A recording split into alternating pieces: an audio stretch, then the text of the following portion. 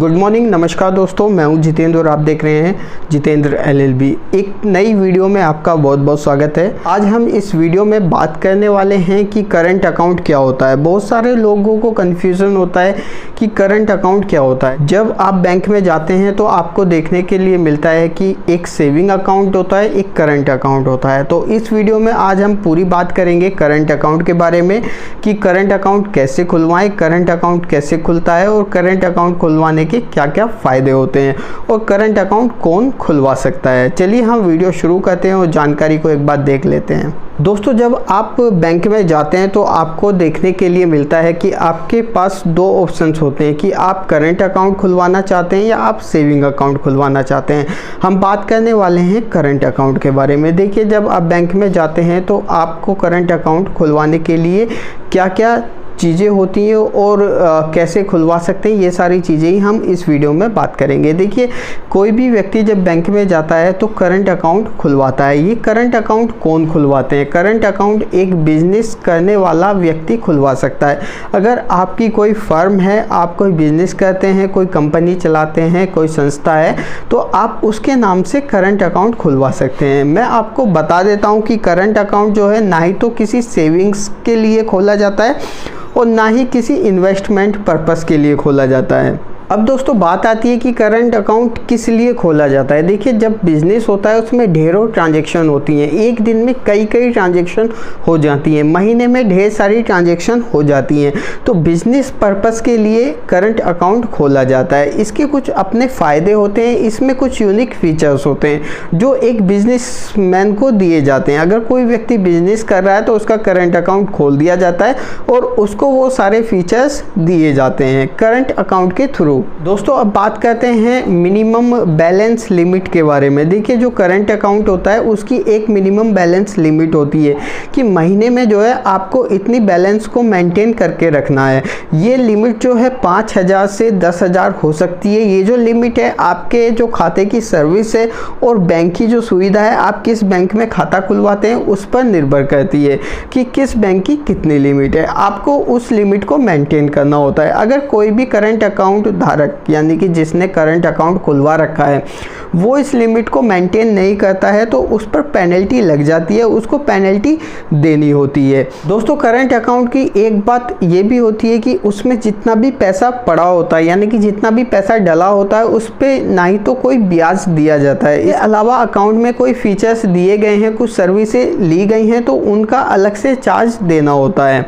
हमने आपको बताया करंट अकाउंट के बारे में बेसिक चीज़ें। अब हम वीडियो में आगे बढ़ते हैं और करंट अकाउंट से रिलेटेड कुछ और जानकारी देख लेते हैं। दोस्तों, अब बात करते हैं ऑनलाइन ट्रांजैक्शन यानी कि ऑनलाइन लेन देन जो होता है उसके बारे में। देखिए, जब आप सेविंग अकाउंट लेते हैं और उसकी नेट बैंकिंग लेते हैं उसमें आपको एक दिन में कितनी ट्रांजैक्शन हो सकती हैं, कितना आप लेन देन कर सकते हैं, उसकी एक लिमिट होती है। अगर आप उस लिमिट को पार कर जाते हैं तो आपसे कुछ चार्ज ले लिया जाता है। इसके अलावा करंट अकाउंट में कोई भी लिमिट नहीं होती है। जैसा कि सेविंग अकाउंट में लिमिट होती है, करंट अकाउंट में कोई भी लिमिट नहीं होती है। आप ऑनलाइन कितनी भी बार ट्रांजैक्शन कर सकते हैं, आप ऑफलाइन कितनी भी बार ट्रांजैक्शन कर सकते हैं। यानी कि आप अपना पैसा बैंक में कभी भी जमा करा सकते हैं, कभी भी निकाल सकते हैं। कोई ट्रांजैक्शन की लिमिट नहीं होती है और ना ही इसका कोई चार्ज लिया जाता है। दोस्तों, अब बात करते हैं कि करंट अकाउंट के कुछ फीचर्स या कुछ जो उससे संबंधित जानकारी है उसके बारे में। देखिए, हम बता देते हैं जैसा कि सेविंग अकाउंट में एक लिमिट होती है कि आपको इतना बैलेंस मेंटेन करना है, करंट अकाउंट में भी उसी तरह करना होता है। लेकिन क्या होता है कि करंट अकाउंट में वो बैलेंस कुछ ज़्यादा होता है कि आपको इतने लिमिट तक करना होता है। सेकंड, हम पॉइंट की बात करें तो जिस तरीके से हम सेविंग अकाउंट में एक लिमिटेड ट्रांजैक्शन कर सकते हैं मंथ में या डे बाय डे, उसी तरीके से हम करंट अकाउंट में अनलिमिटेड ट्रांजैक्शन कर सकते हैं। वो ऑफलाइन भी हो सकती हैं और ऑनलाइन भी हो सकती हैं। दोस्तों, इसके बाद बात करते हैं कि जब आप सेविंग अकाउंट में अपना पैसा रखते हैं तो आप देखते हैं कि उस पैसे पे बैंक आपको ब्याज देता है, लेकिन करंट अकाउंट में ऐसा नहीं होता है। करंट अकाउंट में आप चाहे कितना भी पैसा रख लीजिए, यानी कि 10,000 से लेके लाख से लेके करोड़, कितना भी पैसा आप रखेंगे तो आपको कोई ब्याज नहीं दिया जाएगा। इसके बाद आप जो है दिन में कितनी भी ट्रांजेक्शन कर सकते हैं, वो मैंने आपको पहले बताया। जो फीचर्स जो है सेविंग अकाउंट में नहीं नहीं होता है। इसमें करंट अकाउंट में आप दिन में कितनी भी बार ट्रांजैक्शन कर सकते हैं, वो ऑनलाइन ऑफलाइन किसी भी तरीके से कर सकते हैं, कितनी भी बार पैसा जमा करा सकते हैं और निकाल सकते हैं। दोस्तों, अगर आप करंट अकाउंट में अपना बैलेंस मेंटेन नहीं करते हैं तो आप पर एक पेनल्टी लगा दी जाती है। बैंक की साइड से एक चार्ज लगा दिया जाता है जो आपको देना होता है। वो किस चीज़ का होता है कि जो मिनिमम बैलेंस आपको मेंटेन करना था वो आपने नहीं किया। ये पेनल्टी जो है सेविंग अकाउंट से ज़्यादा हो सकती है। इसके बाद जो करंट अकाउंट है, कुछ लोग सोचते हैं कि करंट अकाउंट में हमें पासबुक, चेकबुक या नेट बैंकिंग या ATM जैसी सुविधा नहीं मिलेगी। ऐसा बिल्कुल नहीं है। अगर कोई भी करंट अकाउंट खुलता है तो उसके साथ सारी सुविधाएं दी जाती हैं, जैसे कि पासबुक, चेकबुक, नेट बैंकिंग की सुविधा, इसके बाद ATM की भी सुविधा दी जाती है। दोस्तों, अब बात आती है कि करंट अकाउंट कैसे खुलवाया जा सकता है, करंट अकाउंट कैसे खुलता है। आप किसी भी नज़दीकी बैंक में जा सकते हैं, जो भी आपके पास बैंक है या जिस भी बैंक में आप अपना अकाउंट खुलवाना चाहते हैं।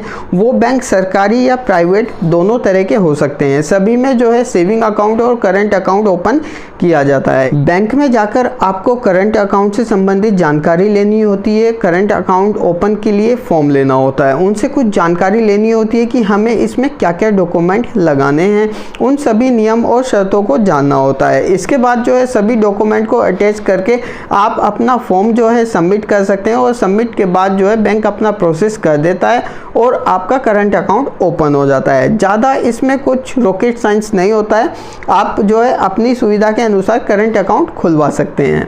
अब देखिए, कुछ लोग कंफ्यूज होते हैं कि जो करंट अकाउंट ओपन के लिए क्या क्या डॉक्यूमेंट चाहिए, वो भी हम बता देते हैं। देखिए, इसमें करंट अकाउंट ओपन के लिए आधार कार्ड, पैन कार्ड या ड्राइविंग लाइसेंस, इनमें से कुछ भी आपके पास होता है तो आप दे सकते हैं। आपके फ़ोटो चाहिए। फ़ोटो उसी व्यक्ति के होने चाहिए जो फर्म का ओनर है, यानी कि जो पार्टनरशिप फर्म या आपकी प्रोप्राइटरशिप फर्म है या कोई कंपनी है, जो भी उसका ओनर है, ऑथोराइज पर्सन है, उसके फ़ोटो और डॉक्यूमेंट चाहिए। इसके बाद फर्म का पैन कार्ड चाहिए, एड्रेस ऑफ प्रूफ चाहिए, यानी कि एड्रेस का प्रूफ चाहिए, फर्म का एड्रेस क्या है, कहाँ पर फर्म खोली गई है, वो सारी जानकारी चाहिए। दोस्तों, इसके बाद जो प्रेजेंट एड्रेस है, जहाँ पर वो व्यक्ति रहता है, उसका प्रेजेंट का एड्रेस प्रूफ चाहिए। वो सारी चीज़ें आप अटैच करके अपने फॉर्म को सबमिट करा सकते हैं। आपका करंट अकाउंट ओपन हो जाता है। दोस्तों, हमने आपको बताया कि करंट अकाउंट आप कैसे खोल सकते हैं, क्या क्या चीज़ें चाहिए होती हैं। अगर आपको फिर भी कोई कन्फ्यूज़न है तो आप कमेंट बॉक्स में कमेंट कर सकते हैं। इसके अलावा आप ये भी बता सकते हैं क्या आपको ये पहले जानकारी पता थी कि करंट अकाउंट कैसे खोला जाता है, क्या कौन खुलवा सकता है, वो भी आप कमेंट बॉक्स में कमेंट करके हमें ज़रूर बताइए। अगर आपको वीडियो अच्छी लगी है तो लाइक कर दीजिए, शेयर कर दीजिए और thank you for watching this video.